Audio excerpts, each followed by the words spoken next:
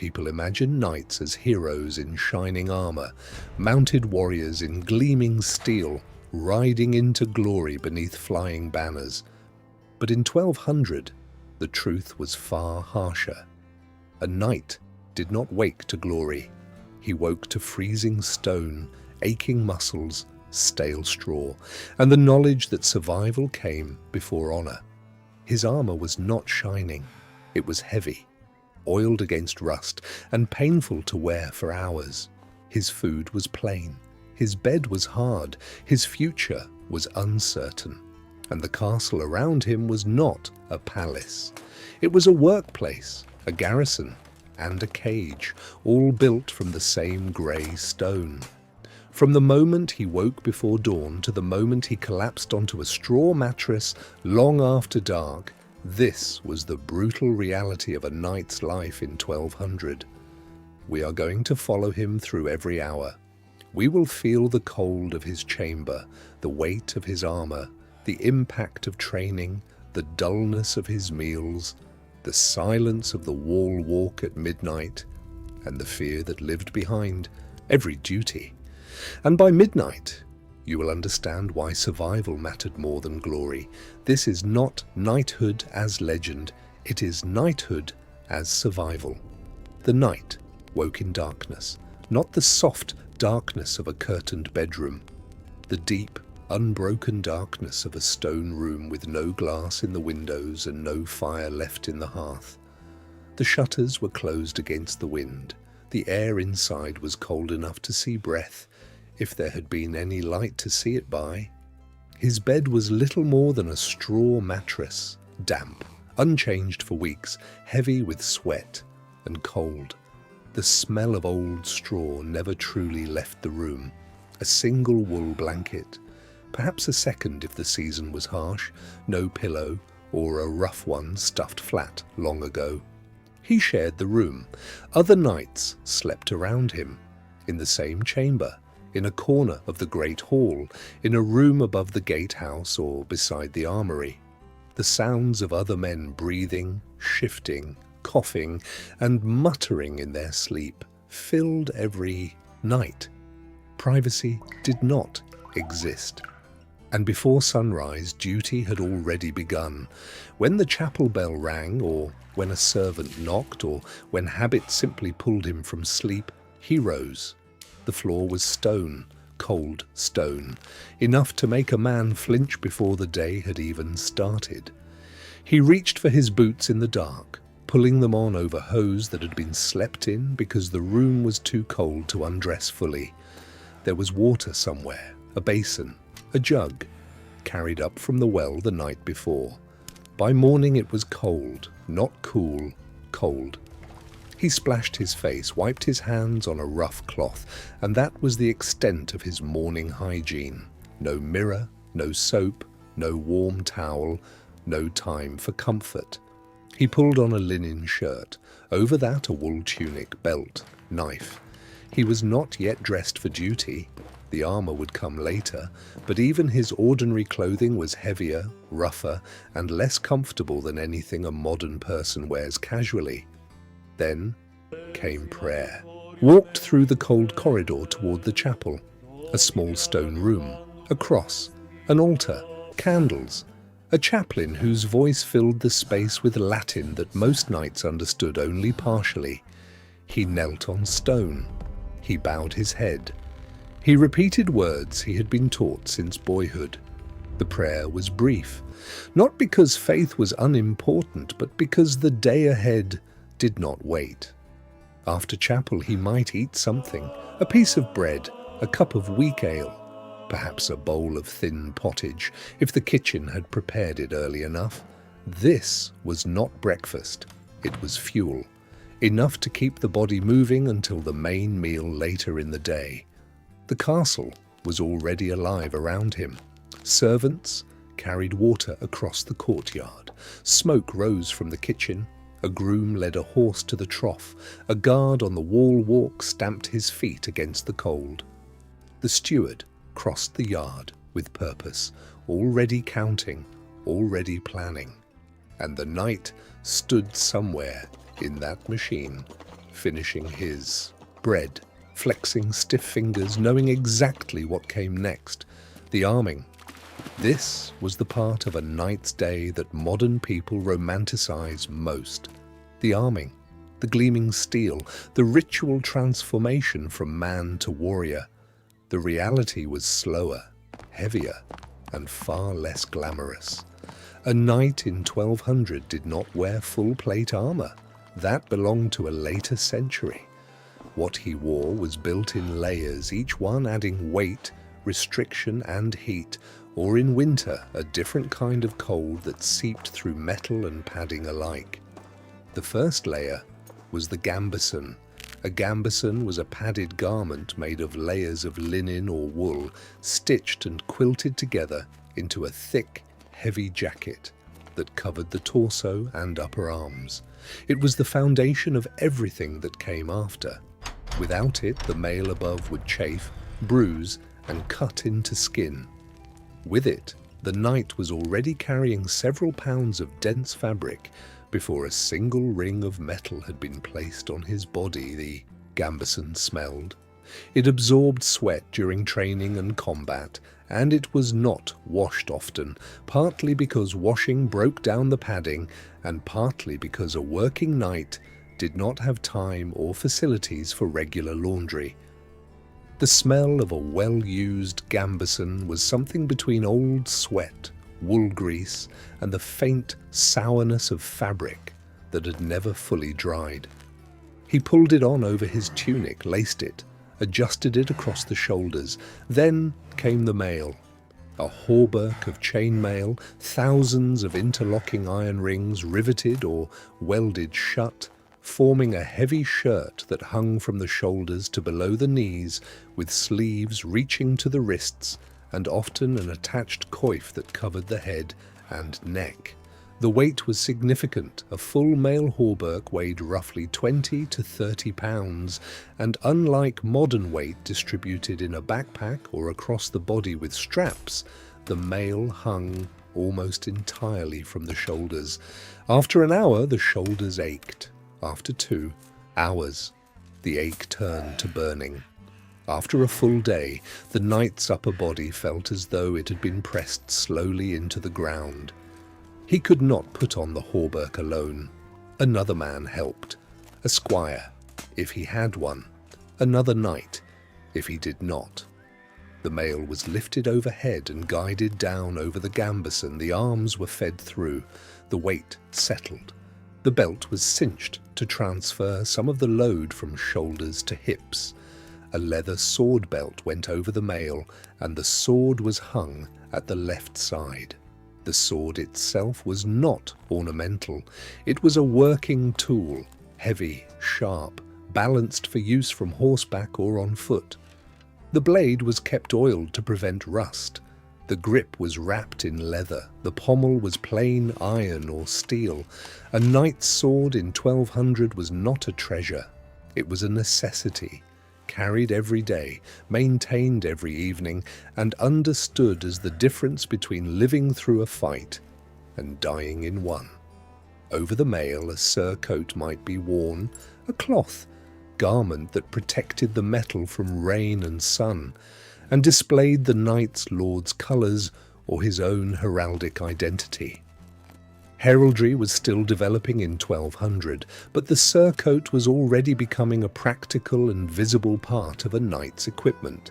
Then came the rest, mail chausses covering the legs, heavy, tied to the belt beneath the hauberk, a coif over the head and neck, framing the face in iron rings, gauntlets of leather or mail protecting the hands, a helmet, in 1200 most commonly a flat-topped great helm or a simpler nasal helm with a bar protecting the nose. The helmet restricted vision, muffled hearing, and made breathing harder.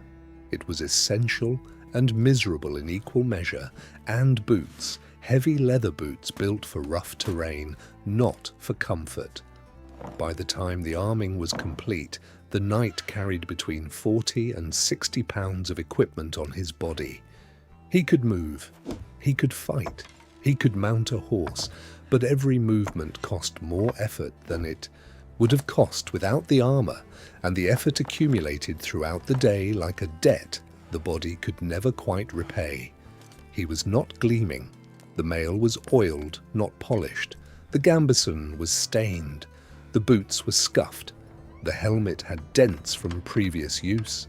He looked like what he was, a working soldier in a working castle, prepared for a day that would test his body from the first step to the last. A squire, if present, followed him. A boy or young man in training carrying the shield, the lance if needed, and whatever else the knight required. The squire's own day was equally hard, carrying, cleaning, polishing, running and watching, always watching, because everything the knight did was a lesson the squire would one day need to repeat. The knight walked out of the arming room and into the courtyard. The training yard waited. The courtyard of a medieval castle in 1200 was not a parade ground. It was a workspace, mud in wet weather, dust in dry, horse dung near the stables, the smell of the forge, the sound of hammers, hooves and voices, dogs moving between buildings, servants crossing with buckets and bundles, and in one area, sometimes a cleared section of the bailey, sometimes a space near the curtain wall, the training ground. This was where a knight earned his keep. A household knight was not paid to sit in the great hall and look impressive. He was retained because he could fight, and fighting was a skill that degraded without constant practice. A sword arm that rested for a week lost speed. A body that avoided the saddle lost its sense of the horse. A shield hand that stopped drilling lost its instinct for the angle that would save a life. So they trained, every day. That allowed it, in cold, in rain, in the heavy, grinding heat of full armor under a summer sun that turned the mail into a furnace. The training began with the sword. Two knights faced each other in the yard, wooden training swords at first, blunted, heavier than real blades designed to build strength and punish mistakes without killing. The strikes came fast, overhead, diagonal, thrust.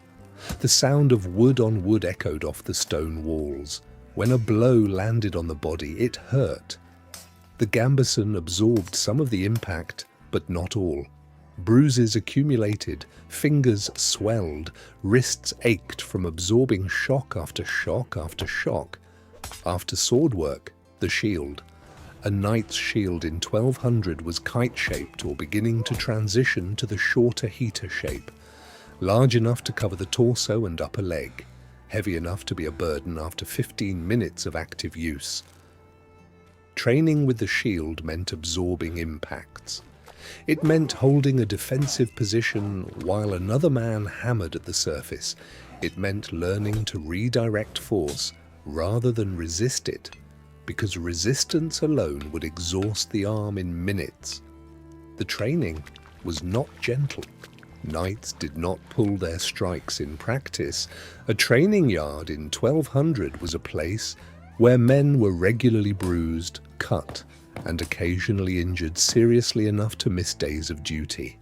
Broken fingers, split lips, cracked ribs from a blow that landed wrong. The line between practice and combat was thinner than most people imagine, because the whole point of training was to make combat feel like practice. Then came the horse. Riding was not a leisure activity for a knight, it was the foundation of his military identity. A mounted knight was the most powerful individual weapon on a medieval battlefield, and his value depended entirely on his ability to control a warhorse in the chaos of combat, while wearing heavy armor and carrying weapons. The warhorse itself was not a docile animal. It was bred for size, strength, and aggression. It was trained to charge, to push through resistance, to tolerate noise, impact, and confusion. Riding one required constant attention, pressure from the knees, weight shifts, Voice, reins used sparingly because the hands were occupied with sword, lance, or shield. In the training yard, the knight mounted and rode at targets. A quintain, a pivoting wooden arm with a shield on one end and a counterweight on the other, stood in the yard. The knight charged it with a lance, struck the shield, and tried to pass before the counterweight swung around and knocked him from the saddle. It was humiliating when it worked. It was painful when it did not. He practiced turns, stops, charges. He rode the horse close to walls and obstacles to build confidence in tight spaces. He dismounted and remounted in full armor, which required upper body strength that most modern athletes would struggle to match. After the horse, the bow.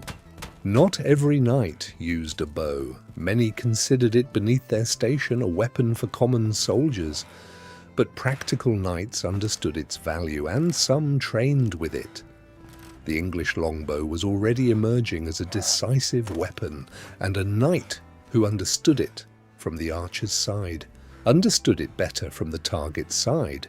Between the formal drills, there was physical work that looked less like training and more like punishment. Running in armor, climbing stairs in armor, lifting stones, wrestling, grappling in mail, which was a skill of its own, how to throw a man wearing 40 pounds of iron, how to pin him, how to find the gaps where a dagger could reach.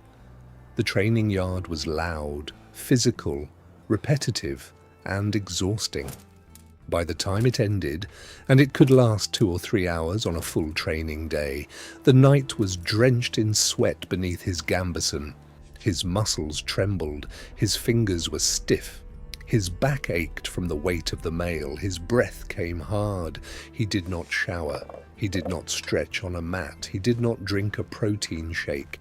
He removed the heaviest layers of armor, drank water or ale, wiped his face with a cloth, and prepared for whatever came next. And what came next was rarely rest. The main meal of the day came late in the morning or around midday, and for the night it was the most substantial food he would see until supper.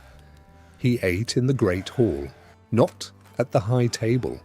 That belonged to the lord, his family, and his closest officers. The knight sat lower on a bench at one of the long trestle tables surrounded by other household men. Knights, men-at-arms, senior servants, and clerks filled the hall in an order determined by rank, habit, and the steward's silent judgment. The food was not what modern people imagine when they think of medieval feasting. There were no feasts, not on ordinary days, no roasted swan on a silver platter, no overflowing cups of wine, no troubadour singing in the corner while knights laughed and raised their goblets. The knight's meal was plain, bread, dark bread made from rye or barley, heavier and coarser than the fine wheat loaves served at the lord's table. The bread was dense, sometimes hard, sometimes stale. It served as food and as trencher, a flat slab on which other food was placed, absorbing grease and gravy before being eaten last or given to the dogs.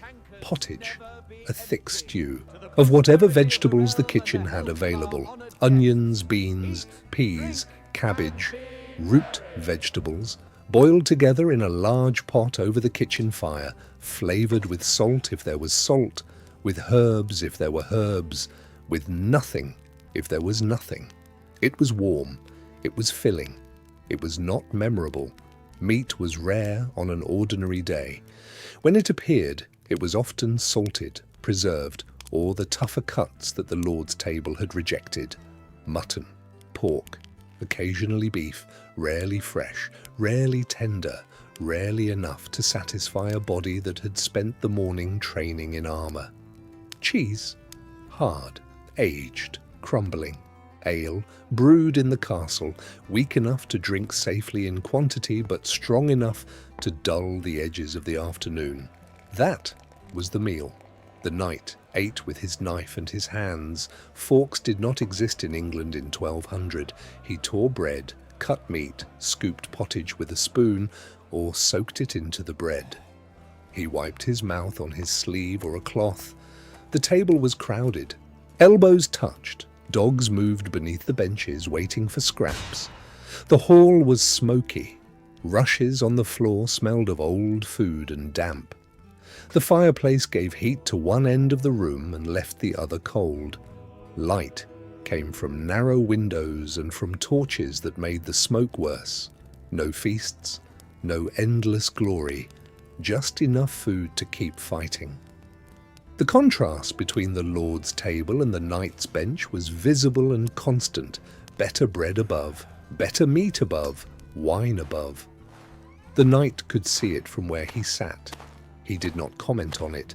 The hierarchy was understood. It was built into the stone of the hall as firmly as it was built into the structure of feudal society. After the meal, there was no rest period as a modern worker would understand it. The afternoon brought duties, tasks assigned by the lord, the steward, or the marshal. Inspecting walls, checking stores, accompanying the lord on a ride through the estate, receiving a visitor at the gatehouse, delivering a message to a neighbouring holding, supervising the men-at-arms, reviewing weapons and equipment. A knight was not a free man in the modern sense. He was a retainer. He lived in the castle because the lord permitted it, fed because the lord provided it, and useful only as long as he served. His time was not his own. His body was not his own. His skills belonged to the man who kept him, and that man expected a return on the investment every single day.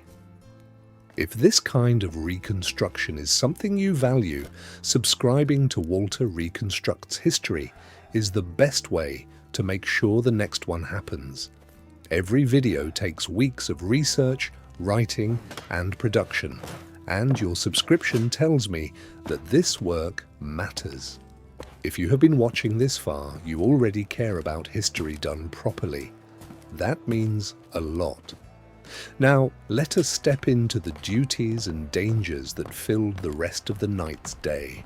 A knight in 1200 was not a romantic figure wandering the countryside in search of adventure. He was a soldier in service, bound by obligation, and his duties extended far beyond the training yard. The castle was his workplace, and within it, he served multiple roles. First, he was a visible extension of the Lord's authority.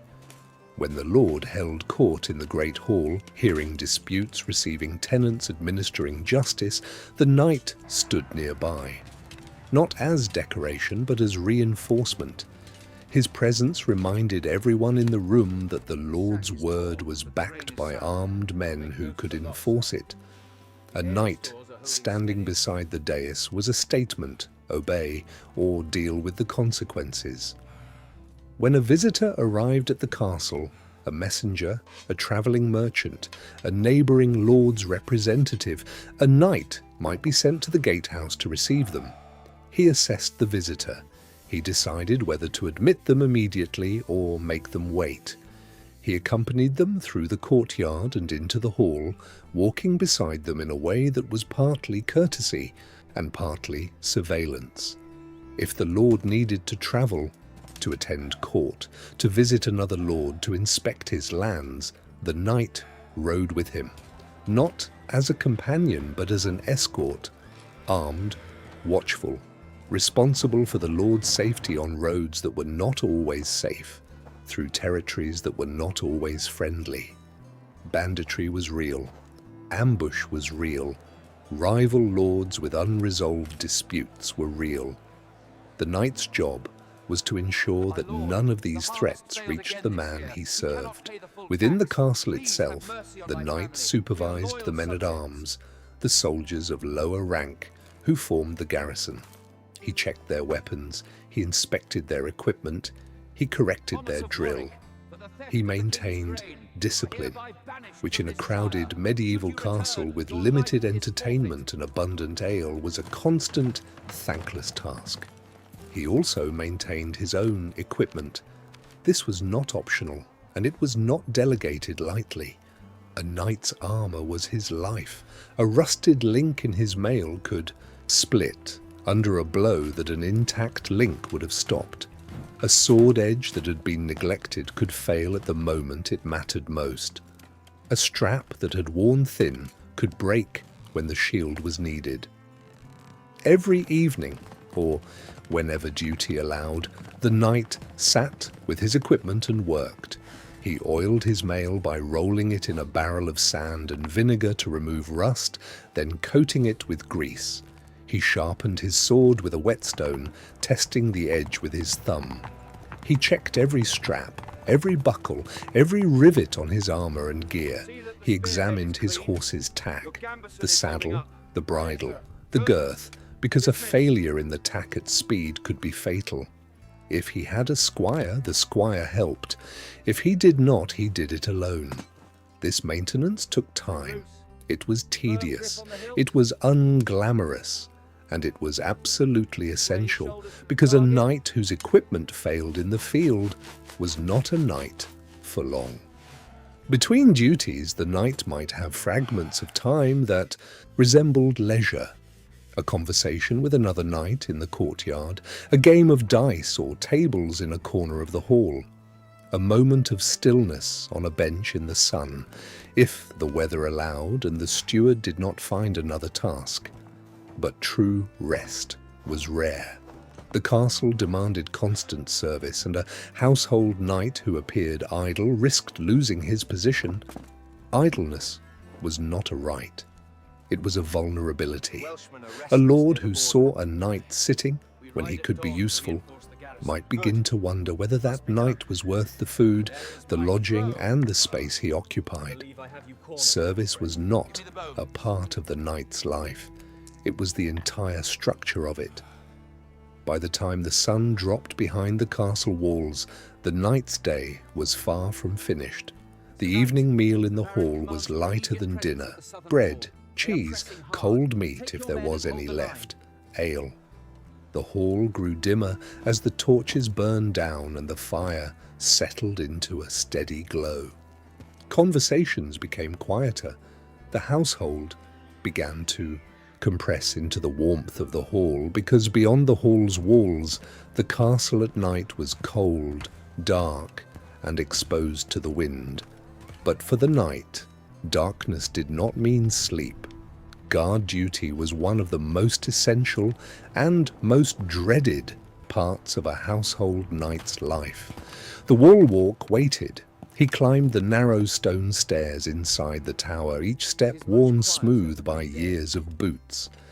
The staircase spiraled upward in near total darkness. His hand trailed along the cold wall for guidance. At the top, the wind hit him. The battlements of a castle in 1200 were open to the sky. Crenellations, the alternating high and low sections of the parapet, offered some protection, but the wind found every gap. In winter, it cut through wool and mail alike. In autumn, rain drove sideways across the wall walk, soaking everything. Even in summer, the nights could turn cold enough to make the stone underfoot feel like ice. The knight took his position. He carried his sword, wore his mail, or at minimum a gambeson and a weapon. He might carry a spear or have one leaning against the merlon beside him. A torch burned in a bracket somewhere nearby, but its light was local and weak. It illuminated a few feet of stone and left everything beyond in darkness. His job was to watch the roads, watch the tree line, watch the fields, watch the darkness for movement, for light, for shapes that should not be there. Listen for hoofbeats, for voices, for the sound of men moving through the night. Most nights, there was nothing, and that was the hardest part. Standing on a cold wall in the dark, hour after hour, watching nothing happen, is a particular kind of endurance that most people have never experienced. The body wants to sit, the eyes want to close, the mind wants to drift. But the knight knew, every knight knew, that the one night he allowed his attention to slip might be the night something came out of the darkness that he did not see in time. A sentry who slept on watch could be punished severely. In some garrisons, the penalty was death. More commonly, it was disgrace, a stain on honor that followed a man through his career and marked him as unreliable in the eyes of every lord who heard the story. So he stayed awake. He paced the wall walk. He stamped his feet. He rubbed his hands. He watched his breath disappear into the cold air. He listened to the wind moving the banners above him and the sound of the castle settling below, a horse shifting in the stable, a door closing somewhere in the keep, a dog barking once and stopping. The hours passed slowly. Time on guard duty did not move as time moved in the training yard or the hall. It stretched, it thickened. Each minute felt longer than the last, and the temptation to believe that the world beyond the wall was empty and safe grew stronger as the night deepened. But the wall was the boundary between the castle and everything that wanted to reach it. Raiders, rival lords, scouts, thieves, enemies that might arrive not as an army but as a handful of men in the dark, testing the gate, probing the ditch, looking for the stretch of wall where the torches had burned out and the guard had stopped watching. The knight on the wall was the castle's eyes in the dark. If he failed, everyone inside was vulnerable. At some point, after 2 hours, 3 hours, 4 hours, depending on the rotation, another man climbed the tower and took his place. The relief was physical and immediate. The knight descended the stairs, crossed the courtyard in darkness, and returned to his sleeping quarters. His bed was cold. The room was cold. His body ached from training, from duty, from standing in the wind. He pulled the blanket over himself and tried to sleep, knowing that the bell would ring again before dawn, and the entire cycle would begin again. There was no recovery day, no weekend, no leave. The routine repeated until something broke it. Campaign, a siege, an order to march, or the slow accumulation of injuries that eventually made a knight unable to continue. The wall did not care how tired he was. The wall needed watching every night. Everything described so far, the cold, the armor, the training, the food, the guard duty, was physical. And the physical burden was real. But the hardest part of a knight's life in 1200 was not the weight on his body. It was the weight on his mind. A knight lived with one certainty that never left him. The next call to arms might be his last. War in 1200 was not distant. It was not abstract. It was personal, immediate, and brutal. When a lord summoned his knights to fight, the knight did not watch the battle from a command center or study it on a screen. He rode into it. He felt it. He heard the impact of weapons on shields, the screaming of wounded men and horses, the chaos of a melee where visibility was reduced to the slit in his helmet and survival depended on instincts trained in the courtyard and tested in blood. And after the battle, if he survived, he returned to the same castle, the same hall, the same bed. He ate the same bread. He watched the same walls, and he waited for the next time. The fear was real, but it was never spoken. A knight in 1200 did not discuss fear. The culture of chivalry, still forming in this period, not yet the elaborate code it would become in later centuries, demanded courage, loyalty, and endurance. A knight who admitted fear risked being seen as weak. A knight who showed fear in front of his lord risked losing his position. A knight who broke under fear in battle risked losing everything.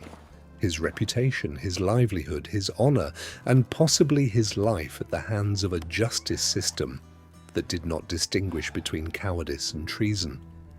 So the fear lived inside, unexpressed, managed only by routine and the company of other men who carried the same burden and understood it without words.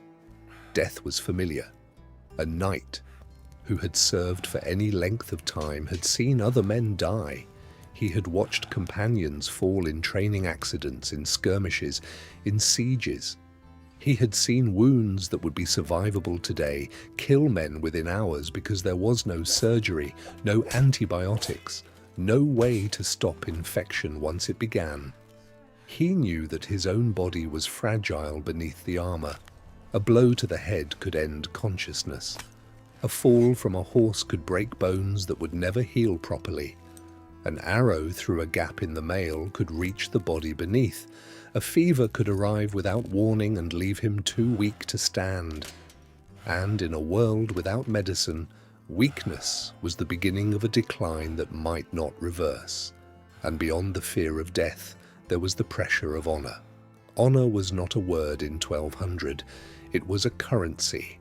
A knight's reputation determined his value. It determined whether a lord would retain him, whether other knights would trust him, whether he would receive land, marriage, advancement, or merely a place in the hall and enough food to keep serving. A single act of perceived cowardice could destroy a reputation that had taken years to build. A single failure in duty could follow a man across the kingdom, whispered from castle to castle by the network of retainers, servants, and travelling knights who carried news faster than any official messenger. The pressure to perform was constant, not just in battle but in every interaction, in the training yard where other men watched how hard he fought, in the hall where his manners, his speech, and his bearing were observed, on the wall where his vigilance was assumed, in the Lord's presence, where his loyalty was measured every day by the quality of his silence and the readiness of his service. A knight could not simply be adequate. Adequacy was invisibility, and invisibility in a castle where a lord had dozens of men competing for favor meant a slow slide toward irrelevance. Then there was loneliness. A household knight might be far from his family if he had one. Younger sons with no land often entered service in their teens and spent years in castles that were not their homes, among men who were colleagues, but not kin. Marriage came late, if it came at all, because a knight without land had little to offer a wife and her family. Children were delayed or absent. The companionship of the hall was real, but it was the companionship of men bound by obligation, not by choice. Even the bond between a knight and his lord was not friendship. It was a transaction, loyalty in exchange for sustenance, service in exchange for shelter, skill in exchange for a place in the world. The lord valued the knight as long as the knight was useful. The knight served the lord as long as the lord provided. If either side of the equation failed, the relationship ended. Every knight lived inside this understanding. Every sunrise might be his last. Every meal was earned by the work of the day before. Every night on the wall was another proof of usefulness. Every year of service was another year survived, not celebrated, not rewarded with a trophy, but simply acknowledged by the continued permission to remain. That was the psychology of knighthood in 1200. Not glory, not romance, not the shining ideal of later centuries. Survival, duty, fear, and the quiet endurance of a life that demanded everything and promised nothing beyond the next day's bread. The next time you imagine a knight, do not imagine the painting. Do not imagine the gleaming armor, the raised sword, the banner in the wind. Imagine a man standing on a cold wall at midnight, watching darkness for something that probably will not come, but might. Imagine a man pulling a stained gambeson over sore shoulders, knowing the weight of the mail will follow and knowing it will hurt. Imagine a man eating dark bread at a bench while the Lord's white loaves sit on a table he will never reach. Imagine a man kneeling in a stone chapel before dawn, asking God for one more day. That was knighthood in 1200. More survival than glory, and the castle did not care whether he was brave, afraid, exhausted, or broken. The castle only needed him ready. Thank you so much for watching. If you enjoy this kind of deep historical reconstruction, please subscribe to Walter Reconstructs History. I make videos that bring lost castles, vanished worlds, and decisive turning points back to life in a way that is simple, visual, and grounded in real history. And if there is another knight, king, queen, or forgotten world you want to see reconstructed next, leave it in the comments. What should I reconstruct next on Walter Reconstructs History?